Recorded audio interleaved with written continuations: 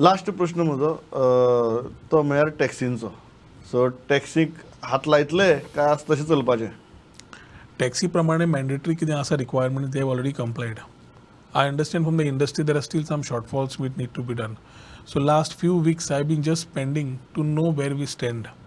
And I had given myself up to 30th of April to ensure that we start doing a few corrections and tell the departments to internally start making those things. तातून हांवें ease of doing business and online करपाक हातान घेतलें. फुडले विचार आतां घेता आसतना एवरी इंडस्ट्री टॅक्सी ऑनलायन जातल्यो? टॅक्सीकूय आपयतले, टॅक्सी कडेन उलयतले. आज टेक्नॉलॉजी कोणाक तूं दवरूंक शकना. Everybody has to get into that mode. Technology won't stop for anybody. We need to create a win-win situation.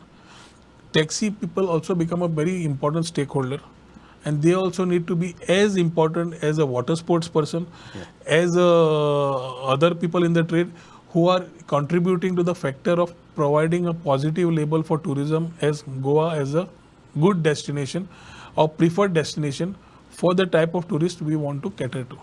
वेळ सारको सोंपला.